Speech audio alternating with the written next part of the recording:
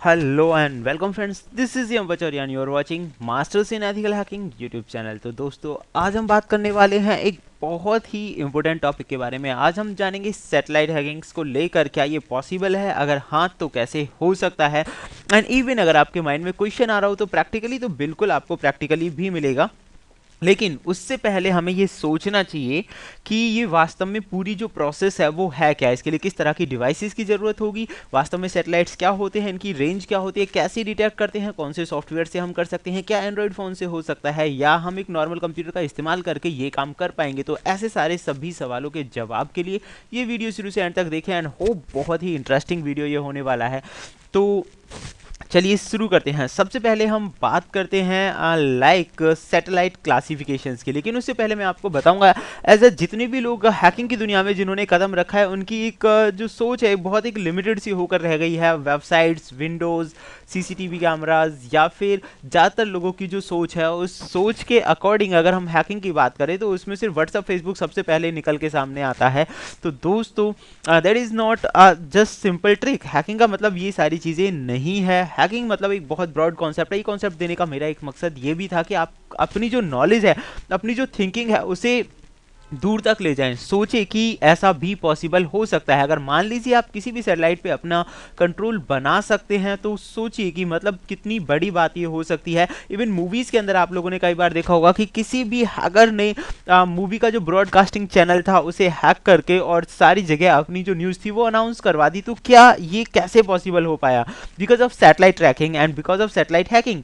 तो डेफिनेटली ये बात तो क्लियर हो जाती है कि ये पॉसिबल है। तो उससे पहले हम ये जानते हैं कि वास्तव में सैटेलाइट्स होते क्या हैं। सैटेलाइट्स कोई भी मानव निर्मित एक ऐसी चीज़ हम कह सकते हैं जो कि पृथ्वी की कक्षा में चारों तरफ चक्कर लगाती है। एंड आर्टिफिशियल बहुत सारे सैटेलाइट्स हैं जिनमें अलग अलग तरह के सैटेलाइट्स होते हैं, लेकिन क्लासिफिकेशन की अगर हम बात करें तो रेंज के हिसाब से जो सैटेलाइट्स हैं वो अलग अलग तरह के होते हैं। जैसे कि अगर हम बात करेंगे लियो, जो आते हैं लो अर्थ ऑर्बिट्स, यानी कि लो अर्थ ऑर्बिट्स ये वो सैटेलाइट्स होते हैं जिनकी जो रेंज है 180 किलोमीटर से लेके 2000 किलोमीटर तक होती है। यानी कि पृथ्वी से ऊपर 180 किलोमीटर से लेके 2000 किलोमीटर तक की रेंज वाले होते हैं लियो। ये मैं आपको इसलिए बता रहा हूँ क्योंकि जब हम सैटेलाइट ट्रैकिंग करेंगे लाइव और प्रैक्टिकल तो ये चीज़ें आपकी समझ में आ जाएंगी, क्योंकि वहाँ पे शॉर्ट में नाम लिखे आते हैं LEO, MEO, तो आपको ये पता होना चाहिए। Next one is medium earth orbits. दोस्तों, मीडियम अर्थ ऑर्बिट्स वो सैटेलाइट्स होते हैं जिनकी रेंज पृथ्वी से 2000 किलोमीटर से लेकर 36,000 किलोमीटर तक होती है। ऐसे ही अगर हम बात करें जियो सिंक्रोनस ऑर्बिट्स जो होते हैं या जियो सैटेलाइट्स जो होते हैं, इनकी रेंज जो होती है ग्रेटर देन 36,000 किलोमीटर्स होती है, यानी कि 36,000 किलोमीटर से ज़्यादा इनकी होती है। तो अब बात ये आती है कि अब हमारे जो डाउट्स हैं कि क्या ये पॉसिबल है इस तरह की चीज़ों पे कनेक्टिविटी बनाना या ऐसा करना, क्या ये आसान है? तो दोस्तों, मैं आपको बता दूंगा कि ऐसा पहले भी कई बार हो चुका है। लास्ट टाइम रशियन हैक्स को देखकर मेरे माइंड में ये आइडिया आया कि मैं इस चीज़ से रिलेटेड कोई चीज़ कोई इन्फॉर्मेशन आप लोगों को प्रोवाइड करूँ।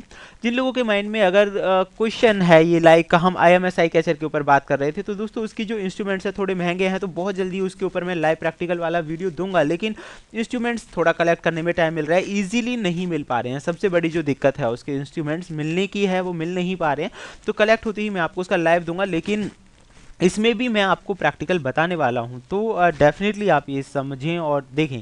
तो अब अगर हम बात करें कि क्या ये पॉसिबल है सैटेलाइट हैकिंग, तो बहुत सारे रिसोर्सेज हैं, सबके अलग अलग आंसर्स हैं अगर इस क्वेश्चन को थोड़ा आगे बढ़ाया जाए। लेकिन मेन चीज़ जो है, जो पॉसिबल है और जो सब मानते भी हैं, वो है इंटरसेप्ट करना सैटेलाइट्स को। मतलब पहले से जो सैटेलाइट काम कर रहे हैं उनकी वर्किंग को इंटरसेप्ट करना, उसमें चेंजमेंट कर देना, ये पॉसिबल है। अब ये अगर हम कहें तो इस तरह से हम 4 कैटेगरीज में इसे डिवाइड कर सकते हैं। यानी कि अगर हम सैटेलाइट्स की बात करें तो इन्हें 4 पार्ट्स में डिवाइड करके इन पे कंट्रोल बनाया जा सकता है, या 4 ऐसी टेक्निक्स हैं जिनकी मदद से सैटेलाइट्स पे आप अपना कंट्रोल कैप्चर कर सकते हैं। वो टेक्निक्स क्या हैं? Number 1, jamming. तो दोस्तों, कई बार सैटेलाइट्स का जो सिग्नल है या ट्रांसमिट कर रहा है, रिसीव कर रहा है, अगर आप वो जैम करने में सक्सेसफुल हो जाते हैं तो एक तरह से सैटेलाइट हैक हो गया। उसका जो डेटा सेंडिंग और रिसीविंग है वो नहीं हो पाएगा। फॉर एग्जांपल हम मान लेते हैं कि मोबाइल सिग्नल्स अगर जैम कर दिए जाएँ तो कोई भी व्यक्ति आपस में कम्युनिकेशन नहीं कर पाएगा। इस तरह की टेक्निक्स को कई बड़े जो युद्ध हुए हैं वर्ल्ड के अंदर, वॉर हुए हैं, तो उनमें भी इसका इस्तेमाल किया गया है। तो जैमिंग अपने आप में एक बहुत बड़ी स्ट्रेटजी है। Next one is eavesdrop. Eavesdrop मतलब किसी भी तरह से सैटेलाइट के सिग्नल को ट्रैक कर लेना या फिर उसमें से जो डेटा सेंडिंग और रिसीविंग हो रहा है उसे जान लेना। ज़्यादातर जो पुलिस वाले हैं या फिर सीक्रेट एजेंसीज जो करती हैं कि डेटा जो ट्रांसमिट हो रहा होता है वो उसे सुन सकते हैं, that is called eavesdrop. Next one is hijacking. जैसा कि नाम से पता चल रहा है सैटेलाइट हाईजैकिंग जो कि रसिया के अंदर, जैसे मैं अभी बात आपको बता रहा था कि रशियन हैकिंग के अंदर ऐसा हुआ था। देन हाईजैकिंग मीन्स पूरी तरह से उस पर अपना कंट्रोल बना लेना, किसी भी जो सिग्नल ट्रांसमिशन है, जैसे कि मैंने टीवी वाला एग्जांपल आप लोगों को दिया था कि टीवी पे कोई भी चीज़ प्रोड्यूस करवा देना, इंटरसेप्ट करना एक तरह से। और कंट्रोलिंग का यहाँ पे मतलब है पूरी तरह से कंट्रोल करना। अब पूरी तरह से कंट्रोल करने के लिए आपके पास स्टेशन होना चाहिए। तो जो हैकर है वो क्या करते हैं, किसी भी सैटेलाइट्स को सिग्नलिंग के ज़रिए ये एहसास कराते हैं, जैसे कि अगर हम बात करें स्पूफिंग की, जिसमें फेक यूज़र बन के उसे एहसास कराया जाता है कि वास्तव में जो है रियल से ही उसकी बात हो रही है। तो कंट्रोल बनाने के लिए इस तरह की ट्रिक का इस्तेमाल करते हैं हैकर्स। देन नेक्स्ट वन अगर मैं बात करूं, लाइक ये पूरा डायग्राम है, इससे आप थोड़ा समझने में आपको थोड़ी आसानी होगी। आप यहाँ देख सकते हैं कि नंबर 1 जो फेस है हमारा, यहाँ पे इसकी जो शुरुआत एक नॉर्मल ऑफिस से ही होगी, जहाँ पे एक जो हैकर है उसने कंट्रोल बना लिया है ऑफिस का मेन जो सिस्टम है, जिसकी मदद से वो सैटेलाइट से कम्युनिकेशन या इंटरनेट जो है वो सैटेलाइट से कम्युनिकेशन कर पाता है। फेज 2 में अगर आप देखेंगे तो यहाँ आपको पता चलेगा कि सैटेलाइट का जो ब्रॉडकास्ट है, जितना भी कॉल और कवरेज एरिया हो रहा है, तो इसे हैक करने के बाद, सिस्टम को हैक करने के बाद वो सीधा सैटेलाइट से कनेक्ट हो जाता है। अब सैटेलाइट से कनेक्ट होने के बाद the next step is command and control server. तो इसका तीसरा स्टेप है जहां से कमांड दी जा रही है और कंट्रोल किया जा रहा है सर्वर को, वहाँ से इसकी वर्किंग में इंफॉर्मेशन सेंड करना।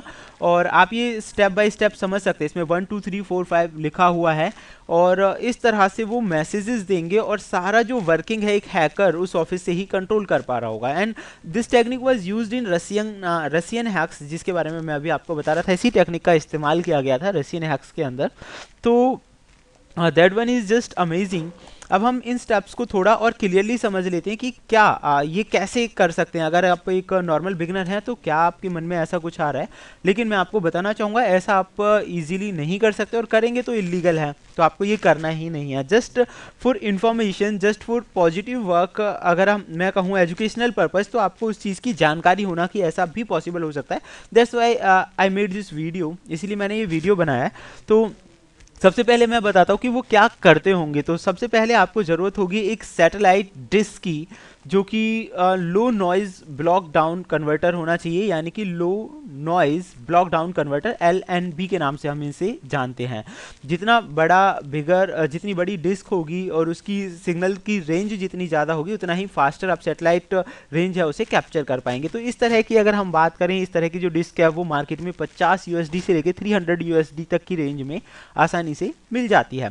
एंड सेकेंडली अगर हम बात करें, एंटीना साइज डिपेंड करता है। तो जैसे कि मैं आपको पहले बता रहा था, जितना बेटर क्वालिटी का एंटीना होगा उतनी ही बेटर वे में आप सिग्नल्स को कैप्चर कर पाएंगे। तो ये हमारा फर्स्ट स्टेप है कि एक अच्छी क्वालिटी का डिस्क एंटीना और LNB आपके पास होना चाहिए।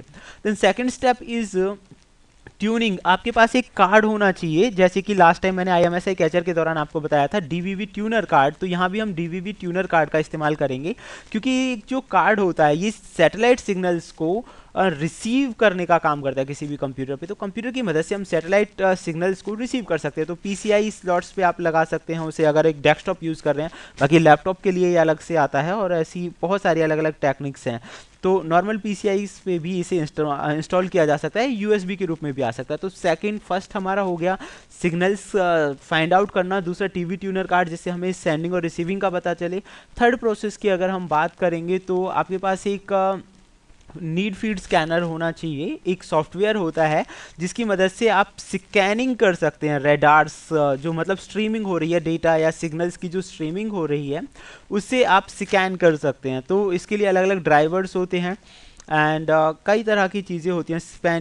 स्कैनिंग सॉफ्टवेयर्स होते हैं, just like crazy scan, easy blind scan, इस तरह के सॉफ्टवेयर्स का उसमें इस्तेमाल किया जाता है।